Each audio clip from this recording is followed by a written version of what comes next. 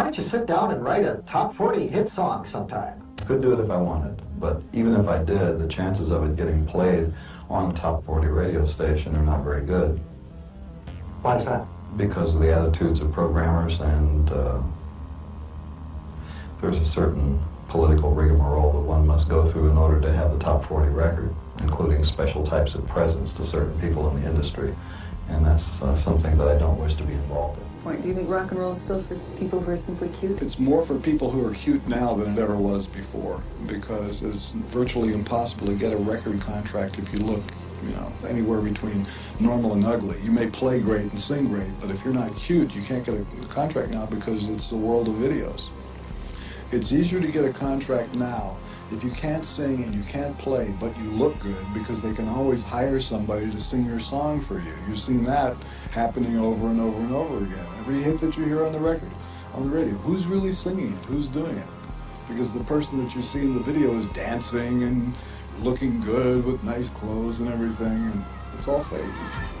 Oh, come on. Yeah, it's really depressing. When you stop and think about trying to get people to pay attention to what the government is doing or actually taking some personal involvement in it, it's hopeless, because even if you got them to register, they don't know enough about what's going on to make a decision after they've registered. So maybe it's for the best if they don't register. So how do they become more informed? I mean, become a news addict like you? And that news is so skewed anyway. Well, I'm watching the same skewed news that's available to everybody else. I don't have any kind of secret information that comes filtering into my house. But what I've learned to do over the years is subtract the spin. And so if you flip from channel to channel and see the different ways the story is covered, you can average it out and get some idea of what's going on. And then the fact that certain stories are reported at all is very suspicious. And you learn to spot these, why are they talking about this? For people who need to be entertained, okay, it's doing its job, but I have a different view of music. I think that it has an aesthetic importance that goes beyond chart placement. And the business of music is all about this fake list of who sold what.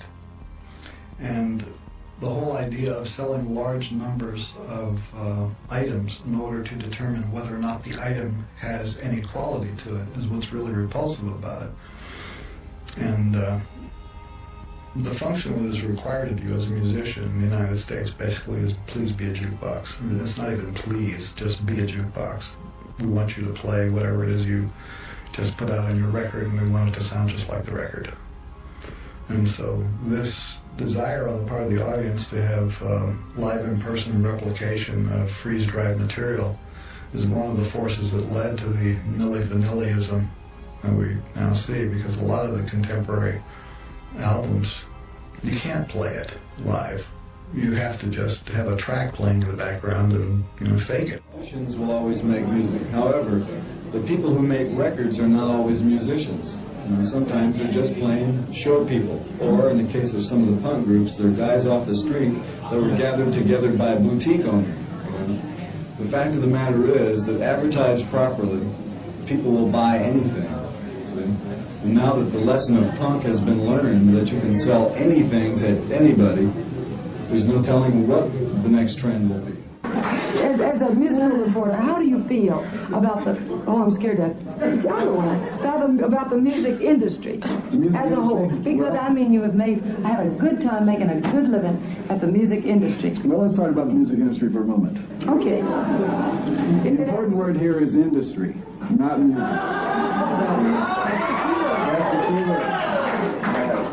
It's very big, and it's very powerful, and the bigger it gets and the more powerful it gets, the more appealing it becomes to people in government, because they see a vehicle by which they can reach a younger age voter group. And so we have situations like people who want to run for office approaching people who are in the music business to either donate their services for concerts or to endorse candidates. It started to happen during the last bunch of elections, and I'm sure it's going to happen a lot during the next bunch of elections, and every time you see a political political figure in the presence of a person from the music business or from television or from the movies, you should smell a rat and get away from it. You mean because you think they've been paid off to support that person, or perhaps they have convictions in that area? There are very few times that I can imagine where convictions will play a part in it, and many times where there is pressure put on the artist, especially in terms of recording artists, where this joining of forces between the music people and the political people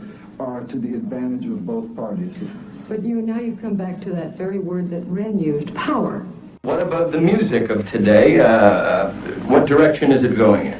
It's going to the bank. Is that a creative assessment? Is that good for music? It's not good for music, but the accountants love it. Mm-hmm. How about radio?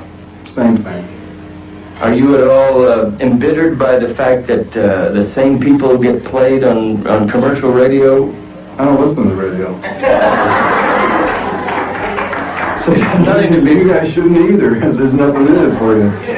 What about television? Watch much television? No. I like the news. I watch CNN most of the time. Mm-hmm. Does the news ever get you down? I mean, that's not a... No, I like to watch the news because I don't like people very much, and when you watch the news,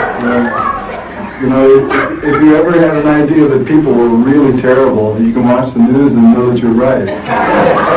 Let's talk about things on television. CNN. What do you think of CNN? I started watching CNN when you didn't have to pay for it. Now they're scrambling it and you have to pay to see all this right-wing hogwash they hand you. But CNN started off as a very good idea. You could see news all the time, and then it got bigger and bigger and bigger, and it started going more and more and more to the right. And I think that right now, in order to watch CNN and extract news, you have to read between the lines so much and filter out all the speculation that they include in the news stories. I mean, showing the pictures and telling people what happened, cut and dried, that's the news. But when you force a person who is a participant in the news story to speculate on what it really means, I think that's pushing it, and they stay on that stuff too much. Now, I've actually seen you on CNN. Yeah, sure, I've been on there. In fact, they interviewed me the other day. I put a thing in my book about CNN and how I think they've gone down the tubes, and they interviewed me about that, and I told the same thing to them. Yeah. But let me give you an example of a CNN technique. Okay? Once upon a time, there was a news story that was announced by the anchor like this. Dan Quayle will now be involved more in government policy-making decisions. So what do we see for videotape? Here's George Bush. He's wearing a white shirt, he's got his sleeves rolled up, he's holding a box of popcorn. And he's in a movie theater. And behind him, in the darkness, is Dan Quayle, walking around like a little clone in the background. And right behind George Bush is Dan Aykroyd and Kim Basinger. And obviously they are at the premiere of a movie called My Stepmother is an Alien. Now, this is a Weintraub Entertainment Group film. And Mr. Weintraub and Mr. Bush are friends. I did some research. I found out how this story came about. George called Weintraub and said, "Do you have a movie?" He needed a little promotional thing to stick on the air. This is obviously a plug for a movie, and it's introduced as a story about Dan Quayle. Now that's an abuse of the news, I think. Schools train people to be ignorant with style. They give you the equipment that you need to be a functional ignoramus. American schools do not equip you to deal with things like logic. They don't give you the criteria by which to judge between good and bad in any medium or format. And they prepare you to be a usable victim for a military-industrial complex that needs manpower. As long as you're just smart enough to do a job and just dumb enough to swallow what they feed you, you're going to be all right. But if you go beyond that, you're going to have these grave doubts that give you stomach problems, headaches, make you want to go out and do something else. So I believe that schools mechanically and very specifically try and breed out any hint of creative thought in the kids that are coming out. My idea of a good time is the biggest problem facing the world today is mental health. If everybody had good mental health, then all the other problems would be solved, because in order to take care of mechanical and practical problems, you have to have good mental health in order to attack those problems. If people have motives that are not worthwhile, then those bad motives are always going to creep into their activities. Then you see that every day from the way the political people work. If people were just in a position to have their minds functioning right, then everything else would fall into line. Now that's what I'm after. That's my dream. Now that's a dream. That's probably not going to happen, but that's my dream. Politics is the entertainment branch of industry. They do more to entertain us than to serve us. It seems that the problem with government as an institution is uniformly bad worldwide. It may be the only thing that binds all nations together is the incompetence of all of their government. Go back to the 60s. Mm-hmm. 1968, the assassination of Martin Luther King. And I appreciate if you could use their names in the answers, your memories. Yes, I remember when Martin Luther King was assassinated, and it was just another one of those things that made me worry about the sanity of the people in this country and the sanity of the policies and why something like that should have to happen. Any kind of an assassination, it's just so pew. And that was April, and then in June, Bobby Kennedy is assassinated. Yeah, it looked like a trend, didn't it? Maybe using the Kennedy assassination as an interesting answer. Well, then you get the Bobby Kennedy assassination, and it starts to look like a trend. I mean, anybody who thinks that these were isolated incidents, you know, just isolated crackpots, you know, I see a trend. I see a mysterious hand behind all of this. I don't want to sound like a conspiracy theorist, but I think that it's been the idea that the possibility that certain types of conspiracies have existed in American politics, just because they've existed before, would allow you to project that they could continue to exist to this day.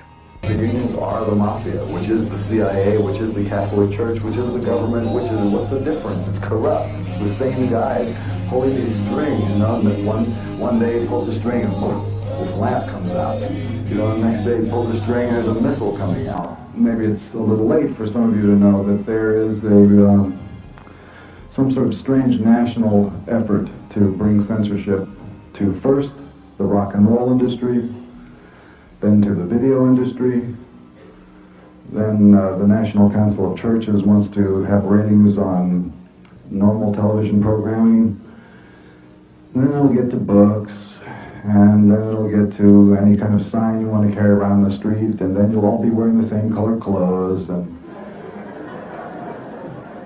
I don't think you're all going to learn how to speak Chinese, but I think that they all want you to sort of worship the same God. What I suspect is that because rock and roll music reaches so many different people, and it does reach them on a repetitive level, and it does form an important part of their life, if you can control that medium, you are going to be able to control the ideas which go out to those young people. And there are some people who don't want to have young people thinking too much, because you got to keep them really stupid to buy certain products and to vote for certain people. And you're a very intelligent man. Is there any way, however, by which you can come a step or two in Kennedy Stroud's direction without feeling that you've lost all your credentials? You know, it's not a matter of credentials, it's a matter of sanity, because what they're proposing is so pitifully, well, it's dangerous besides being pitiful. What is dangerous about a packaging label? What's dangerous about having... No, it's the tactics that you're using. Look, first of all, the first time I debated you, they chopped the debate up, and I'm glad to be able to do it without editing, all right? Now, I want to say one thing to anybody who wants to know what they're really doing here. This is supposed to go to a fact-finding committee in Congress on Thursday, right? The chairman of the committee has a wife on the PMRC. There's 2 senators on the committee that have wives in the PMRC. I called the PMRC office today to ask the question, who else belongs to the PMRC? And you know what the answer was? We don't have any members. We only have founders. And then I said, I have your fundraising letter. When they gave you your tax-free number, what kind of an organization was it? Is it a cult? What do you got here? What is going on? You know, I'd just like to comment at this point that one of the founding members of the group is Tipper Gore, the wife of Senator Albert Gore, who happens to be the co-sponsor of the legislation against anti-piracy laws for the music industry. Senator Gore is on the side of the music industry, okay? So, I mean, I don't think that there's any kind of... I don't speak for the music industry. I am a parent who is concerned about his children and the First Amendment. The music industry has sold out the singers, the songwriters, and the retailers by bending over for you guys and voluntarily putting on any kind of a Okay, let me just say something about that, Ted and Frank. And incidentally, Donnie, if you want to get in on this, you've got to push hard. Could I make a statement about national defense? Yeah. The biggest threat to America today is not communism. It's moving America toward a fascist theocracy. And everything that's happened during the Reagan administration is steering us right down that pipe. Oh, Mr. Zappa, yes, Mr. Zappa. I believe that AIDS in reality is not a natural accident. It's not a natural disease that just sort of evolved. Somebody cooked it up. I think that it's something that either escaped from a genetic engineering laboratory or something that was manufactured on purpose in a genetic engineering laboratory to somebody's specifications.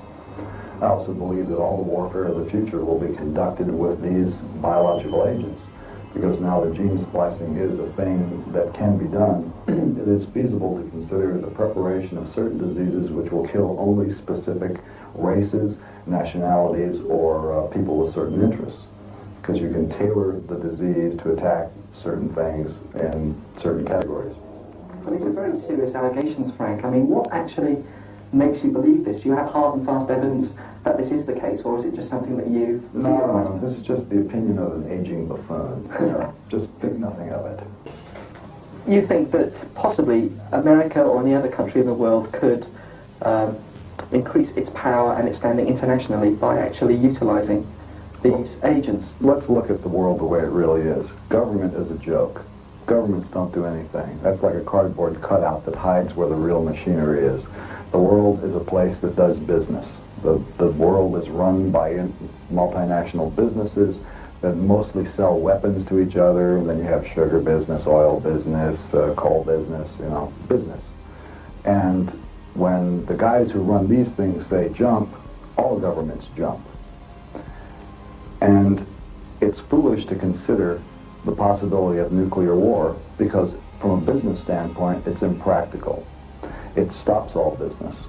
So, the way you have to look at it is the chances are much more likely that the sales will continue of missile delivery systems, but what will be in the warheads will not be things that destroy real estate.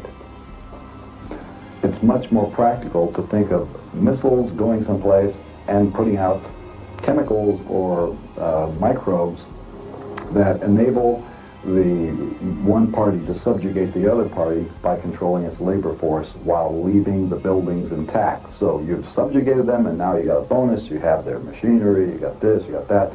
And I believe that there's somebody sitting in an office someplace that's working on it, and that's the practical way to do it.